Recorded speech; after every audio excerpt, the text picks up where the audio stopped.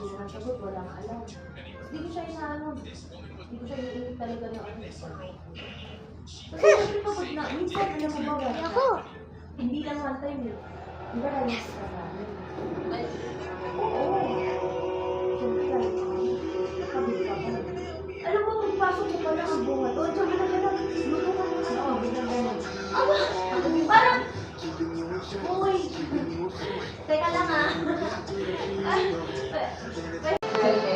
Napapamura na lang talaga yung mama ko.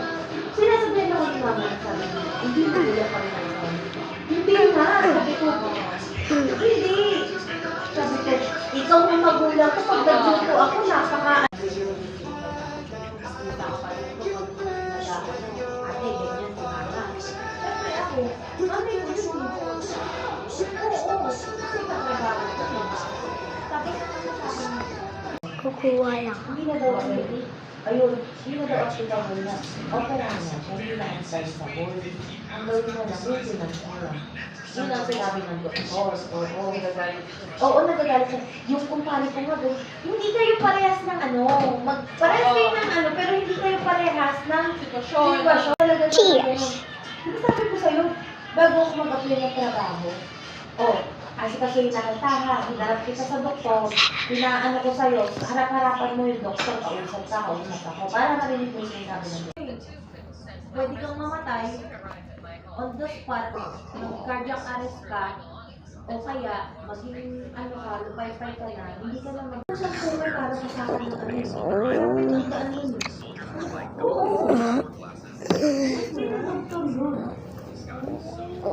Ito naman si Tita Luluhan, hindi si ano nga ganito lang, hindi. Oo, hindi. Magaling pa sa doktor. Oo, hindi. Yan yung ano, yan yung in-explain ng doktor sa amin. Kaya sabi niya, yung muro daw, sa ulo.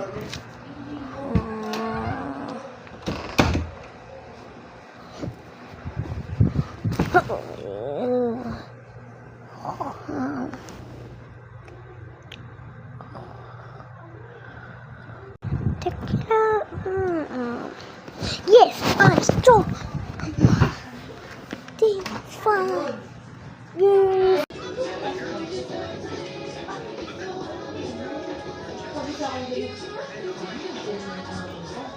sabi ko nung babae isip ko kasi nag-iisa na lang siya. Kaya lang yung mga naririnig ko sa kanya na, hindi naman ako yung, sinasabi ko na sa Joseph. Kaya ako yun sabi ko Joseph. Kasi ko Joseph, wala pa rin ba yung sabi ko na rin sa kanya. Pakinagani ko lang sa pagpili sa akin sa lahat ng mga wala.